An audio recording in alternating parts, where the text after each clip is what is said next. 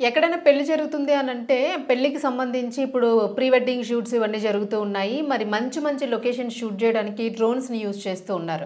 ముఖ్యంగా పెళ్లి రోజైతే మాత్రం పూర్తిగా భోజనాలు గానియండి, విందు మొత్తం అన్ని ఆ సరౌండింగ్స్ మొత్తం గూడాను డ్రోన్ షూట్ జరుగుతూ ఉంటుంది. మరి ఈ షూట్‌లోని ప్రతి ఒక్కరు గూడాను అందరూ కవర్ అయ్యే ఛాన్స్ ఉంటుంది. మరి ఇలాంటి ఒక పెళ్లి వేడుకలోని ఒక డ్రోను ఒక క్రైమ్‌ని షూట్ చేసింది అనంటే మీరు నమ్ముతారా నిజంగానే? ఇదైతే మహారాష్ట్రలో జరిగింది.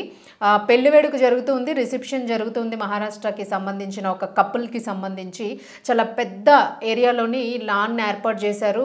ఆ పెద్ద లాన్‌లోని వెడ్డింగ్‌ని ఏర్పాటు చేశారు. ఒక పక్క భోజనాలు జరుగుతూ ఉన్నాయి. మరో పక్క పెద్ద హ్యూజ్ వెహికల్ పార్కింగ్ ఉంది. మరో పక్క చాలా బ్యూటిఫుల్ డెకరేషన్‌తోని వెడ్డింగ్ కపుల్ అయితే అక్కడ ఉన్నారు. వాళ్ళందరినీ కూడా వచ్చిపోయేళ్ళందరూ ఆశీర్వదిస్తూ ఉన్నారు. మరి పెళ్లి కంటే ఇన్విటేషన్ ఉన్నవాళ్ళు జనరల్‌గా అంటే బాగా వీఐపీ పెళ్ళిళ్ళు అనుకోండి, దీనికి సంబంధించి ఒక పాస్ ఉంటుంది. ఆ కార్డ్ స్వైప్ అయితేనే వాళ్ళు లోపలికి ఎంట్రీ ఉంటూ ఉంటుంది. మరి నార్మల్‌గా జనరల్‌గా చేసుకునే పెళ్ళిళ్ళలో అయితే మాత్రము భోజనాల టైంలో మధ్య మధ్యలో ఎవరో వచ్చి వెళ్ళిపోయినా కూడా వీళ్ళు పెళ్లి తాలూకా బంధువులా, పెళ్లి చుట్టాలు కాదా అన్నది ఒక సస్పెన్స్ ఉంటూ ఉంటుంది. కొంతమంది ఎవరో బయట నుంచి కూడా వచ్చి తిని వెళ్ళిపోయేవాళ్ళు ఉంటారు. బట్ ఇలా ప్రతి ఒక్కరిని కూడా అక్కడ చెక్ చేసుకోవడానికి ఉండదు పెళ్లిలోనే. సో అందరూ మన బంధువులే కదా అని అనుకుంటారు. నీట్‌గా బాగా పెళ్ళికి సంబంధించినట్టు రెడీ అయిపోయి వెళ్ళిపోతే మాత్రం వాళ్ళు పెళ్ళికే వచ్చారనుకుంటారు. భోజనాలు వడ్డిస్తారు, తింటారు, వెళ్ళిపోతూ ఉంటారు. చాలా పెళ్ళిళ్ళలోని ఇవి జరుగుతూ ఉంటాయి. చాలామంది గమనించుకోరు వీటిల్ని. సో సరేలే అని క్యాజువల్‌గా తీసుకుంటారు.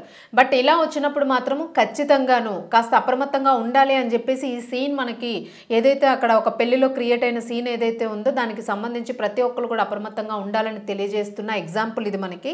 మరి మహారాష్ట్రకి సంబంధించి ఒక ఘటన అయితే చోటు చేసుకుంది. మహారాష్ట్రలోని అమరావతి బద్నేరా రోడ్లోని ఒక పెళ్లి మండపంలోని 9:30 సాయంత్రము పెళ్లి జరుగుతుంది. వేడుకంతా అందరూ కూడా వచ్చి భోజనాలు చేసి ఆశీర్వదిస్తున్నారు. ఆశీర్వదిస్తూ భోజనాలు చేసి వెళ్ళిన వాళ్ళు కూడా చాలామంది ఉన్నారు దీనిలో.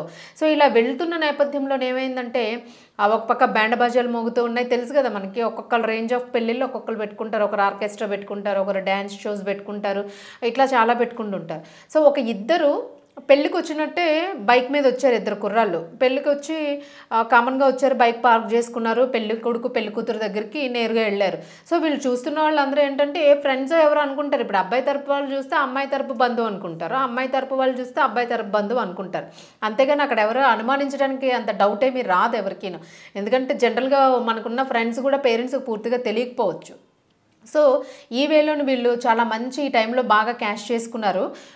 ఒక్కసారి పెళ్లి మండపం దగ్గరికి వెళ్ళేసి ఆ బంధువుల్ని ఏదైతే రిసెప్షన్ జరుగుతూ ఉందో వాళ్ళని ఆశీర్వదించడానికి వెళ్ళినట్టు వెళ్ళి అమాంతంగా కత్తి తీసుకొని పెళ్ళికొడుకు ఎవరైతే ఉన్నారో అతన్ని నిర్దాక్షిణ్యంగా పొడిచిపారేశారు. ఇదేంటంటే ఒక్కసారే మీకు తెలుసు పెళ్లి మండపంలోని పెళ్లి కూతురు పెళ్లి కొడుకు నిండు నూరేళ్ళు వాళ్ళు జీవించాల్సిన పరిస్థితి. మనం చాలా అనుకుంటుంటాము కాళ్ళి పారాని ఆరకముందే ఏవో కొన్ని జరుగుతూ ఉంటాయి. పాపం ఇట్లాగా ఏంటంటే ఒకేసారి వాళ్ళు వచ్చి పొడి చేసి ఇమ్మీడియట్‌గా పొడి చేసి వాళ్ళు పరిగెత్తారు. వెంటనే పక్కనున్న వాళ్ళందరూ కూడా ముందు పొడిచిన వ్యక్తిని పట్టుకుంటారు కదా, ఎవరైతే బాధింపబడ్డాడో అతను పట్టుకొని వెంటనే హాస్పిటల్ తీసుకెళ్లే ప్రయత్నంలో కొంతమంది ఉంటే బంధువులు పెళ్లికూతురు తండ్రి అనుకుంటాను, ఆయన పరిగెట్టుకుంటా కూడా బైక్‌ని చాలా దూరం వెంబడించాడు. వెంబడిస్తూ బైక్‌ని పట్టుకునే ప్రయత్నం చేస్తే వాళ్ళు మళ్ళీ కత్తితో అతను బెదిరించడం జరిగింది. మరి ఆయన్ని అక్కడ పొరుస్తారని చెప్పేసి ఆయన స్పీడ్‌గా వెళ్తున్న బైక్‌ని పట్టుకోవడం కష్టం కదా, చేజ్ చేయడానికి ట్రై చేశారు. బట్ ఏంటంటే వీళ్ళు పట్టుకోలేకపోయినప్పటికీ కూడాను ఈ పైన డ్రోన్ తిరుగుతూ ఉంది షూట్ చేయడానికి.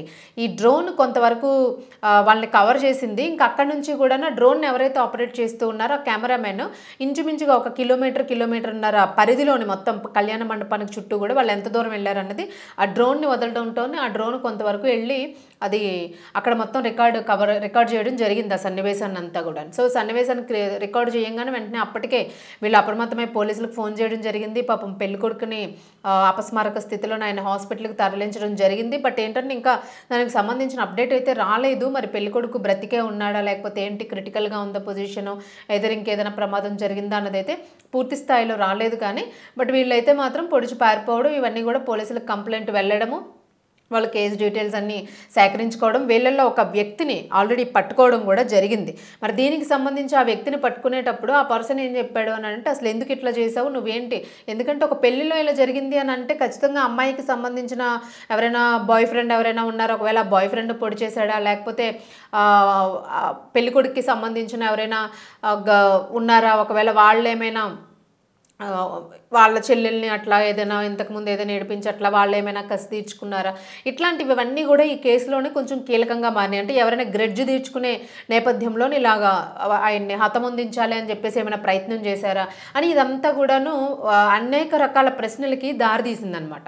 సో, ఈ తీసిన నేపథ్యంలోనే ఎవరైతే దొరికారో మరి ఒకరైతే పరారీలో ఉన్నాడు. మరొకడిని మాత్రం పట్టుకున్నారు.